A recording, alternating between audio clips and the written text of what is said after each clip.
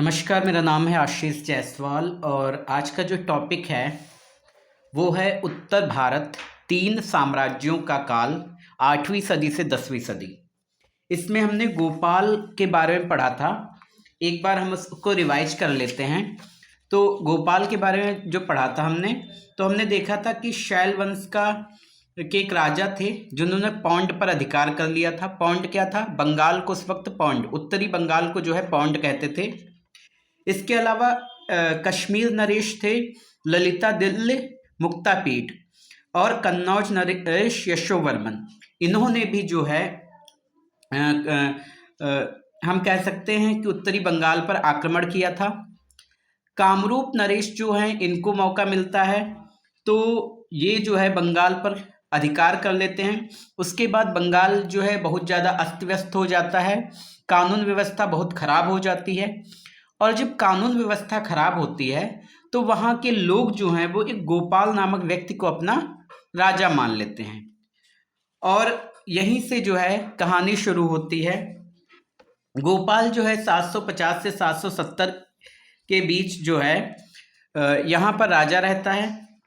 पाल साम्राज्य की स्थापना जो है 750 ईस्वी में हुई, और इसकी स्थापना जो है वो गोपाल ने की थी।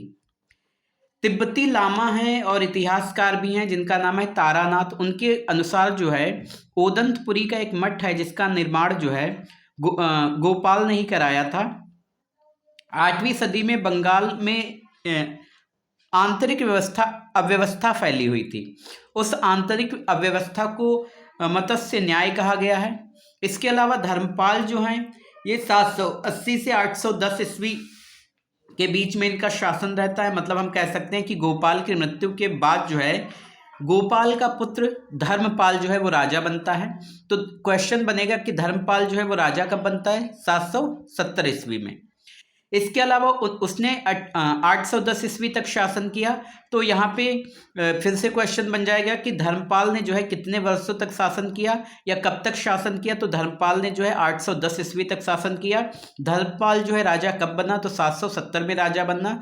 धर्मपाल कौन था? तो गोपाल का ही पुत्र था।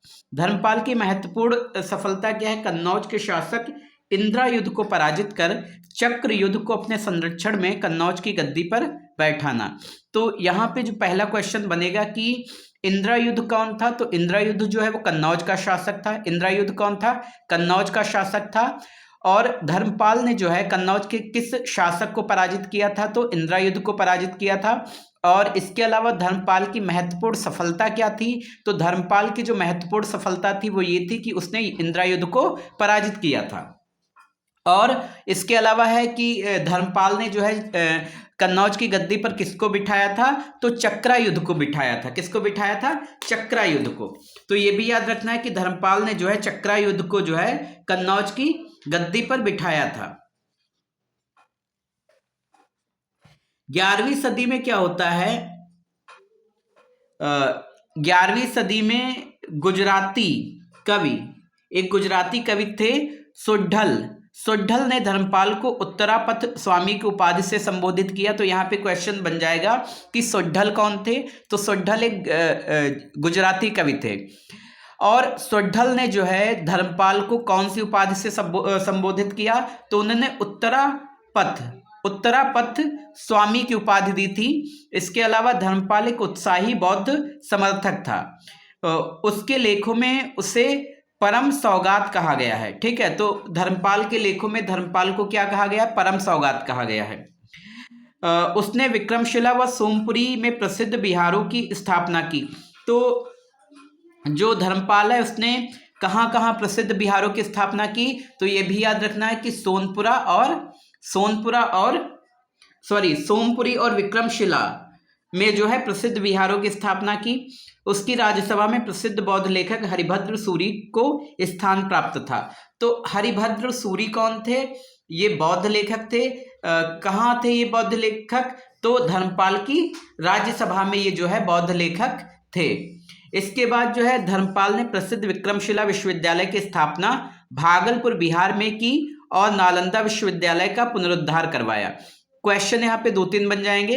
विक्रमशिला विश्वविद्यालय की स्थापना किसने की? धर्मपाल ने की थी। विक्रम विश्वविद्यालय की स्थापना कहाँ हुई थी? भागलपुर में हुई थी। भागलपुर कहाँ है? बिहार में है। ठीक है। नालंदा का पुनरुद्धान किसने कराया था? धर्मपाल ने कराया था। ठीक है। नालंदा के लिए जो है 200 गांवों के राजस्व को दान में किसने दे दिया गया था? धर्मपाल ने दिया था। इसके अलावा और भी क्वेश्चन बन जाएगा कि 200 गांवों के राजस्व को धर्मपाल ने जो है दान में क्यों दिया था? तो नालंदा विश्वविद्यालय के व्यय की पूर्ति के लिए। ठीक है। तो यहां पे हम ये सोच सकते हैं कि एक अच्छा राजा था कहीं ना कहीं। धर्मपाल को राष्ट्रकूट राजा ध्रुव से पराजित होना पड़ा था। तो धर्मपाल को किसने पराजित किया था? तो धर्मपाल को जो है राष्ट्रकूट राजा ध्रुव ने पराजित किया था। इससे पहले ध्रुव प्रतिहार राज्य को भी पराजित कर चुका था। धर्मपाल के बाद जो है देवपाल आते हैं। देवपाल जो है ये 810 से 850 ईस्वी तक रहते हैं। कब से कब तक रहते हैं? 810 से 850 ईस्वी तक। धर्मपाल का पुत्र कौन है? देवपाल है। और धर्मपाल किसके पुत्र हैं? गोपाल के पुत्र हैं। तो धर्मपाल का पुत्र कौन है? देवपाल है। देवपाल राजा कब बनता है? जब धर्मपाल की मृत्यु हो जाती है। धर्मपाल की मृत्यु कब होती है? 810 ईस्वी में। ठीक है। धर्मपाल की मृत्यु कब होती है? 810 ईस्वी में। इसने जो है प्राग ज्योतिषपुर, तो प्राग ज्योतिषपुर क्या है? असम को प्राग ज्योतिषपुर कहते थे। और उड़ीसा के कुछ हिस्सों को अपने साम्राज्य में मिला लिया था। तो यहां पे क्वेश्चन बन जाएगा, प्राग ज्योतिषपुर और उड़ीसा के कुछ हिस्सों को अपने साम्राज्य में किसने मिला लिया था? तो देवपाल ने मिला लिया था। इसने प्रतिहार शासक मिहिर भोज को पराजित किया था। तो प्रतिहार शासक मिहिर भोज को किसने पराजित किया था? देवपाल ने पराजित किया था। मिहिर भोज कौन था? तो प्रतिहार शासक था। देवपाल ने मुंगेर को अपनी राजधानी बनाया तथा परम सौगात की उपाधि धारण की। मुंगेर को अपनी राजधानी किसने बनाया? देवपाल ने बनाया। देवपाल ने कौन सी उपाधि धारण की? परम सौगात की उपाधि धारण की। उसने जगरहार क्या था? जलालाबाद को जगरहार कहते थे, के प्रसिद्ध विद्वान वीरदेव को नालंदा बिहार का प्रधान आचार्य नियुक्त किया। तो नालंदा बिहार का प्रधान आचार्य किसको नियुक्त किया गया? वीरदेव को। किसके टाइम पर? देवपाल के टाइम पर। किसने नियुक्त किया? देवपाल ने नियुक्त किया। ठीक है। किसको नियुक्त किया? वीरदेव को नियुक्त किया। क्या नियुक्त किया? प्रधान आचार्य। कहां का? नालंदा बिहार का। 8वीं सदी के मध्य से लगभग 100 वर्ष तक पूर्वी भारत पर पाल शासकों का वर्चस्व रहा। तो यहाँ पे क्वेश्चन बन जाएगा कि पाल शासकों का वर्चस्व कब तक रहा? तो 8वीं सदी के मध्य से। सुलेमान नामक एक अरबी व्यापारी ने 9वीं सदी के मध्य में भारत की यात्रा की थी। उसने पाल राज्य को रुहमा या धर्म कहा है। तो यहाँ पे क्वेश्चन बन जाएगा, रुहमा या धर्म, पाल राज्य को रुहमा या धर्म किसने कहा है? तो किसने कहा है? सुलेमान ने। ठीक है। सुलेमान कौन था? एक अरबी व्यापारी था। इसके अलावा महिपाल प्रथम को पाल वंश का द्वितीय संस्थापक कहा जाता है। ठीक है। तो पाल वंश का द्वितीय संस्थापक किसको कहा जाता है? महिपाल प्रथम को। ठीक है। पाल शासक बौद्ध ज्ञान विज्ञान व धर्म के महान संरक्षक थे। पाल शासकों का तिब्बत के साथ घनिष्ठ सांस्कृतिक संबंध था। संत रक्षित और दीपांकर, जिसे अतिश कहा जाता था। तो संत रक्षित और दीपांकर क्या है? दीपांकर किसको कहा जाता था? दीपांकर का दूसरा नाम जो है जिसे अतिश कहा जाता था। जैसे प्रमुख बौद्ध विद्वानों को तिब्बत में आमंत्रित किया गया और उन्होंने वहां बौद्ध धर्म के एक नए रूप का प्रचार प्रसार किया। इसके अलावा देखिए क्या क्वेश्चन बन सकते हैं कि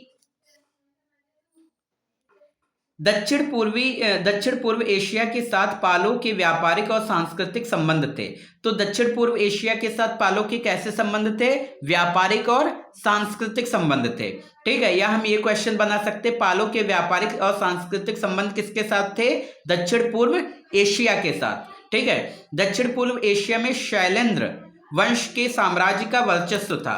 तो यहाँ पे क्वेश्चन बन जाएगा, दक्षिण पूर्व एशिया में किस साम्राज्य का वर्चस्व था? तो शैलेंद्र वंश का। ठीक है। उनका साम्राज्य मलाया, जावा, सुमात्रा और आसपास के द्वीपों तक फैला हुआ था। शैलेंद्र शासक बौद्ध थे। उन्होंने अपने कई दूत पाल दरबार में भेजे तथा पाल शासक से नालंदा में एक विहार बनाने की अनुमति मांगी। तो यहाँ पे क्वेश्चन बन जाएगा, नालंदा में विहार बनाने की अनुमति किसने मांगी? तो शैलेंद्र शासक ने। ठीक है, शैलेंद्र शासक बौद्ध थे और इन्होंने जो है नालंदा में एक विहार बनाने की अनुमति भी मांगी थी।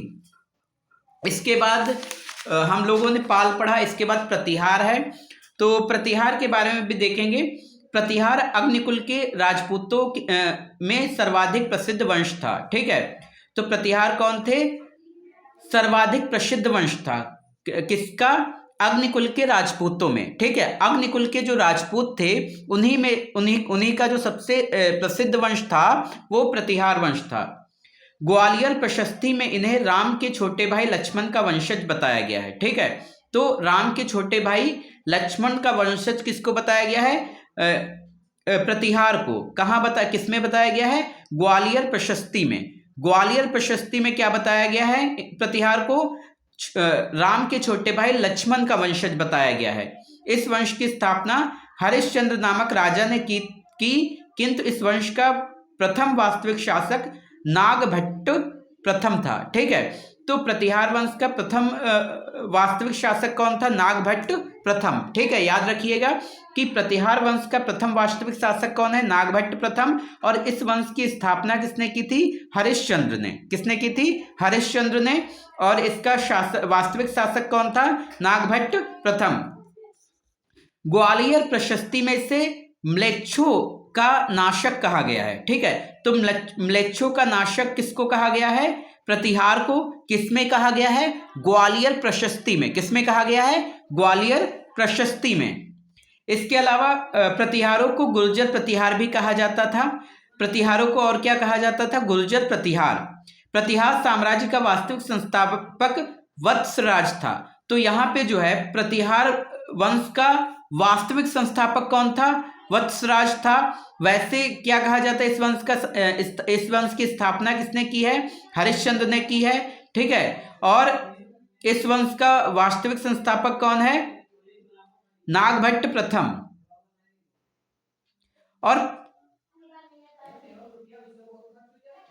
तथा इस वंश का महानतम शासक कौन था? भोज था। महानतम शासक कौन है? भोज है। गुर्जर जाति का सर्वप्रथम उल्लेख पुलकेशिन द्वितीय के ऐहोल अभिलेख में हुआ है। ठीक है, तो गुर्जर जाति का सर्वप्रथम उल्लेख किसमें हुआ है? ऐहोल अभिलेख में। किसमें हुआ है? ऐहोल अभिलेख में। उसने प्रतिहार साम्राज्य का पुनर्निर्माण किया तथा लगभग 838 ईस्वी में कन्नौज पर फिर से अधिकार कर लिया। ठीक है, इसमें क्या किया कहा है? उसने प्रतिहार साम्राज्य का पुनर्निर्माण किया। ठीक है, किसने प्रतिहार साम्राज्य का पुनर्निर्माण किया? गुर्जर प्रतिहार। उसने प्रतिहार साम्राज्य का पुनर्निर्माण किया तथा लगभग 838 में कन्नौज पर फिर से अधिकार कर लिया। ठीक है, तो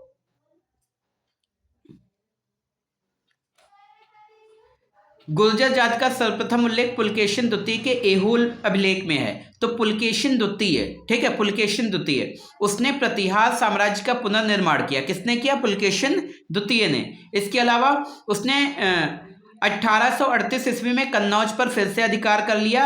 यह नगर लगभग 1 सदी तक प्रतिहार साम्राज्य की राजधानी रहा। ठीक है, 1 सदी तक कन्नौज जो है प्रतिहार साम्राज्य की राजधानी रहा। इसके बाद जो है भोज जो है 836 से 885 ईस्वी, 836 से 885 ईस्वी विष्णु का भक्त था तथा उसने आदिव राह के विरुद्ध धारण किया था। ठीक है, तो भोज की अगर बात करें तो 836 से 885 ईस्वी तक ये रहते हैं और ये विष्णु के भक्त थे और आदिव राह का विरुद्ध धारण किया था इन्होंने। ठीक है, किसका विरुद्ध? आदिव राह का विरुद्ध धारण किया था। उसने कुछ सिक्कों का आदिव राह शब्द अंकित किया था। ठीक है, तो आदिव राह शब्द सिक्कों पर किसने अंकित किया था? भोज ने। आदिव राह शब्द सिक्कों पर किसने अंकित किया था? भोज ने। विरुद्ध किसने धारण किया था? भोज ने। ठीक है, किसका विरुद्ध धारण किया था? आदिव राह का। किसका विरुद्ध धारण किया था? आदिव राह का। उसने मिहिर भोज भी कहा जाता था। भोज को और क्या कहा जाता था? मिहिर भोज भी कहा जाता था।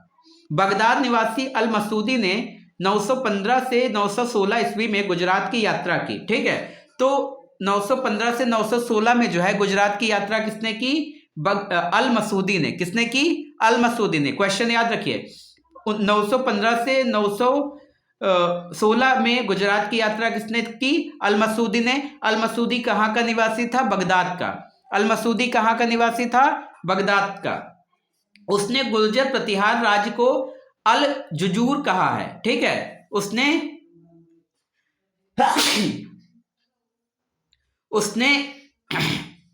गुर्जर प्रतिहार राज्य को अल जुजूर कहा है। ठीक है, तो गुर्जर प्रतिहार राज्य को अल जुजूर किसने कहा है? गुर्जर प्रतिहार राज्य को अल जुजूर किसने कहा है? अल मसूदी ने। किसने कहा है? अल मसूदी ने। अल मसूदी बताता है कि अल जुजूर के साम्राज्य में 18,000 गांव, नगर और ग्रामीण क्षेत्र थे। ठीक है, सॉरी 18 लाख, इकाई दाई, सैकड़ा, हजार, 10,000, लाख, 10 लाख, 18 लाख। ठीक है, 18 लाख जो हैं गांव, नगर और ग्रामीण क्षेत्र थे। 18 लाख जो हैं गांव, नगर और ग्रामीण क्षेत्र थे। राजा की सेना में 4 चमुए, चमुए का मतलब होता था डिवीजन। ठीक है, तो यहां पे एक क्वेश्चन ये बन जाएगा, अल जुजूर के साम्राज्य में जो है कितने गांव, नगर और ग्रामीण क्षेत्र थे? तो 18 लाख। ठीक है, राजा की सेना में 4 चमुए थी। ठीक है, तो राजा की सेना में कितनी चमुए थी? 4। चमुए क्या होती थी? डिवीजन को चमुए कहा जाता था। प्रत्येक चमू में 7 से 9 लाख होते थे। तो एक चमू में कितने लोग होते थे? 7 से 9 लाख लोग। उसके पास युद्ध के लिए केवल 2000 प्रशिक्षित हाथी थे। ठीक है, युद्ध के लिए कितने प्रशिक्षित हाथी थे? 2000। ठीक है, दोबारा सुनिए, चमुए क्या थे? डिवीजन को चमुए कहा जाता था। एक चमू में कितने लोग होते थे? 7 से 9 लाख लोग होते थे। जो राजा था उसके पास युद्ध के लिए कितने प्रशिक्षित हाथी थे? 2000। उसकी अश्वारोही सेना देश में सर्वश्रेष्ठ थी। तो सर्वश्रेष्ठ सेना कौन थी? अश्वारोही सेना। सर्वश्रेष्ठ सेना कौन थी? अश्वारोही सेना। ठीक है, सर्वश्रेष्ठ सेना कौन थी? अश्वारोही सेना। संस्कृत का महान कवि और नाटककार राजशेखर भोज के पौत्र महिपाल के दरबार में रहता था। ठीक है, संस्कृत का महान कवि और नाटककार राजशेखर। तो क्वेश्चन बनेगा राजशेखर कौन था? राजशेखर जो था वो महान कवि था और नाटककार था। राजशेखर कौन था? महान कवि था और नाटककार था। ये कहां रहता था? महिपाल के दरबार में रहता था। ठीक है, महिपाल कौन था? ये पौत्र था। किसका? ये भोज का पौत्र था। मिहिर भोज का ये पौत्र था। ठीक है, और इसी के दरबार में राजशेखर रहता था। इसने इसे रघुकुल तिलक और रघुकुल ग्रामीण कहा है। ठीक है, क्या कहा है? रघुकुल तिलक और रघुकुल ग्रामीण। किसने कहा है? राजशेखर ने। किसने कहा है? राजशेखर ने। 915 ईस्वी से 918 ईस्वी के बीच राष्ट्रकूट राजा इंद्र तृतीय ने कन्नौज पर आक्रमण किया। ठीक है, 915 से 918 के बीच में जो है कन्नौज पर आक्रमण किसने किया? इंद्र तृतीय ने। कन्नौज पर आक्रमण किसने किया? 915 से 918 के बीच में कन्नौज पर आक्रमण किसने किया? इंद्र तृतीय ने। ठीक है, इंद्र तृतीय कौन था? राष्ट्रकूट राजा था। ठीक है, राष्ट्रकूट राजा था। ठीक है, तथा इस नगर को तहस नहस कर दिया। 963 में एक अन्य राष्ट्रकूट राजा कृष्ण तृतीय ने उत्तर भारत पर आक्रमण कर प्रतिहार शासक को परास्त कर दिया। तो प्रतिहार शासक को किसने परास्त किया था? कृष्ण तृतीय ने। किसने परास्त किया था? कृष्ण तृतीय ने। इसके बाद जो है हम लोग पढ़ेंगे राष्ट्रकूट। किसको पढ़ेंगे? राष्ट्रकूट। इस राज्य की स्थापना दंती दुर्ग ने की थी। ठीक है, तो राष्ट्रकूट राज्य की स्थापना किसने की थी? दंती दुर्ग। किसने की थी? दंती दुर्ग। इसने आधुनिक शोलापुर के निकट मान्य खेत तथा मालखेड़ा को अपनी राजधानी बनाया। ठीक है, मान्य खेत और मालखेड़ा को राजधानी किसने बनाया? किसने बनाया? दंती दुर्ग ने। ठीक है,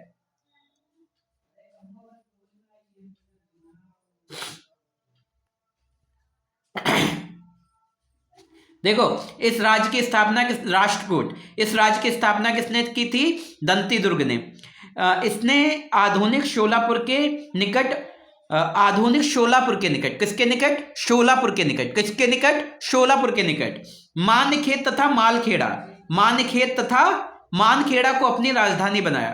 दंती दुर्ग ने उज्जैन में हिरण्य गर्भदान महायज्ञ किया। ठीक है, तो हिरण्य गर्भदान महायज्ञ, हिरण्य गर्भदान महायज्ञ, हिरण्य गर्भदान महायज्ञ किसने किया? किसने किया? दंती दुर्ग ने। ठीक है, कहां किया? उज्जैन में। ठीक है, जिसमें प्रतिहार राजा ने द्वारपाल का काम किया। ठीक है, द्वारपाल का काम किसने किया था? प्रतिहार राजा ने। इसके बाद है गोविंद तृतीय, 793 से 814, 793 से 814, और अमोघ वर्ष 814 से 878, दोनों देखो दोबारा। गोविंद तृतीय जो है ये 793 से 814, 793 से 814, अमोघ वर्ष 814 से 878, 814 से 878 संभवतः सबसे महान राष्ट्रकूट राजा थे। ठीक है, ये दोनों क्या थे? सबसे महान राष्ट्रकूट राजा थे। तो क्वेश्चन बन जाएगा सबसे महान राष्ट्रकूट राजा कौन थे? गोविंद तृतीय और अमोघ वर्ष। कौन थे? गोविंद तृतीय और अमोघ वर्ष। एक अभिलेख से ज्ञात होता है कि गोविंद ने केरल, पांड्य व चोल राजाओं को भयभीत कर दिया तथा पल्लवों को श्रीहीन बना दिया था। ठीक है, तो यहां पे सवाल बन जाएगा कि केरल, पांड्य और चोल राजाओं को भयभीत किसने कर दिया था?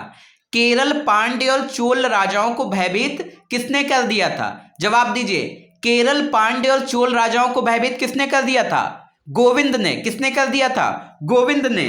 ठीक है, गोविंद ने जैंतुग्र प्रभत वर्ष तृतीय की उपाधि धारण की।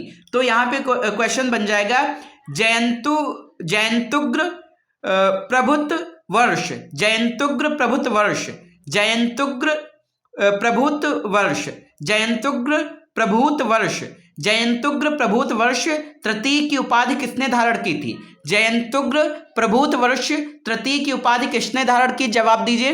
जयंतुग्र प्रभूत वर्ष तृतीय की उपाधि किसने धारण की थी? गोविंद ने। अमोघ वर्ष ने 68 वर्षों तक शासन किया। ठीक है, क्वेश्चन फिर बन जाएगा अमोघ वर्ष ने कितने वर्षों तक शासन किया? अमोघ वर्ष ने जो है कितने वर्षों तक शासन किया? तो 68 वर्षों तक। उसकी रुचि युद्ध की अपेक्षा धर्म व साहित्य में अधिक थी। ठीक है, अमोघ वर्ष की रुचि जो है किसमें थी? धर्म की युद्ध की अपेक्षा किसमें थी? धर्म और साहित्य में अधिक थी। वह स्वयं भी लेखक था तथा उसे राजनीति विषय पर कन्नड़ भाषा की प्रथम कृति कविराज मार्ग की रचना करने का श्रेय दिया जाता है। तो कविराज मार्ग की रचना करने का श्रेय किसको दिया जाता है? अमोघ वर्ष को। कविराज मार्ग की रचना करने का श्रेय किसको दिया जाता है? किसको दिया जाता है? अमोघ वर्ष को। अमोघ वर्ष और क्या था? लेखक भी था, वो लेखक भी था। और कविराज मार्ग जो है वो किस भाषा में थी? कन्नड़ भाषा में थी। किस भाषा में थी? कन्नड़ भाषा में थी। ठीक है, इसके दरबार में जिनसेन एवं शक्टायन रहते थे। ठीक है, जिनसेन और शक्टायन किसके दरबार में रहते थे? अमोघ वर्ष के। जिनसेन और शक्टायन किसके दरबार में रहते थे? अमोघ वर्ष के दरबार में। उन्होंने अमोघ वृत्ति की रचना की थी। इन्होंने अमोघ वृत्ति की रचना की थी। अमोघ वर्ष के काल में अरब यात्री सुलेमान आया था। तो अरब यात्री सुलेमान जो है किसके काल में आया था? अमोघ वर्ष के काल में। सुलेमान कौन था? अरब यात्री था। अमोघ वृत्ति की रचना किसने की? जिनसेन और शक्टायन ने। जिनसेन और शक्टायन ने। 915 ईस्वी में महिपाल को पराजित करने और कन्नौज को पदमर्दित करने के बाद इंद्र तृतीय अपने समय के सबसे शक्तिशाली राजा के रूप में सामने आया। ठीक है, तो 915 ईस्वी में महिपाल को पराजित करने और कन्नौज को पदमर्दित करने के बाद इंद्र तृतीय अपने समय के सबसे शक्तिशाली राजा के रूप में सामने आया। इसके काल में अरब यात्री अल मसूदी आया था। इसके काल में कौन आया था? अरब यात्री अल मसूदी।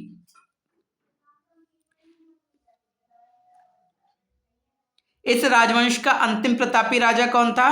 कृष्ण तृतीय। ठीक है, अंतिम प्रतापी राजा कौन था? कृष्ण तृतीय। ये कब से कब तक रहता है? 934 से 963 तक। कब से कब तक रहता है? 934 से 963 तक। कृष्ण तृतीय ने चोल शासक परांतक प्रथम को 949 ईस्वी में परास्त कर चोला साम्राज्य के उत्तरी भाग पर अधिकार कर लिया था। तो परांतक प्रथम को किसने पराजित किया था? कृष्ण तृतीय ने। परांतक प्रथम को किसने पराजित किया था? कृष्ण तृतीय ने। परांतक प्रथम कौन था? चोल शासक था। कौन था? चोल शासक था। वह दक्षिण में रामेश्वर की ओर बढ़ा तथा आसपास के प्रदेशों को जीतकर उसने वहां एक विजय स्तंभ स्थापित किया एवं एक मंदिर का निर्माण कराया। दक्कन में राष्ट्रकूट शासन 10वीं सदी के अंत तक लगभग 200 वर्षों तक कायम रहा। राष्ट्रकूट राजा कृष्ण प्रथम ने एलोरा का प्रसिद्ध शिव मंदिर 9वीं सदी में बनवाया था। तो एलोरा का प्रसिद्ध मंदिर किसने बनवाया था? कृष्ण प्रथम ने। किसने बनवाया था? कृष्ण प्रथम ने। किसने बनवाया था? कृष्ण प्रथम ने। कृष्ण प्रथम कौन थे? राष्ट्रकूट राजा थे। राष्ट्रकूट राजाओं ने मुस्लिम व्यापारियों को अपने राज्य में बसने की अनुमति दी तथा और साथ ही इस्लाम के प्रचार की छूट दी थी। कई तटवर्ती शहरों में प्रतिदिन इबादत के लिए मुस्लिमों की अपनी मस्जिदें थी। इस सहिष्णुता की नीति से विदेशी व्यापार में सहायता मिली, जिससे राष्ट्रकूटों की समृद्धि बढ़ी। राष्ट्रकूट शासक कला और साहित्य के महान संरक्षक थे। कन्नड़ साहित्य के त्रिरत्न पंपा, पोन्ना, रत्ना थे। प्रथम 2 विद्वानों का संरक्षक कृष्ण तृतीय था। ठीक है, कन्नड़ साहित्य के त्रिरत्न कौन थे? तो यहाँ पे क्वेश्चन बन जाएगा, कन्नड़ साहित्य के त्रिरत्न कौन है? पंपा, पोन्ना, रन्ना। पंपा, पोन्ना, रन्ना। पंपा, पोन्ना, रन्ना। उनके दरबार में न केवल संस्कृत के विद्वान थे बल्कि अनेक ऐसे कवि और लेखक भी थे जो प्राकृत और अपभ्रंश में लिखते थे। ये दोनों भाषाएं अनेक आधुनिक भारतीय भाषाओं की जननी थी। महान अपभ्रंश कवि स्वयंभू राष्ट्रकूट राज्य से संबंधित था। तो ये आज का इतना ही है। अगला जो चैप्टर होगा वो आपका चोल साम्राज्य को पढ़ेंगे अगले चैप्टर में। ठीक है, इसके बाकी चीजें पढ़ेंगे। संघर्ष का युग पढ़ेंगे 1000 से 1200 ईस्वी का।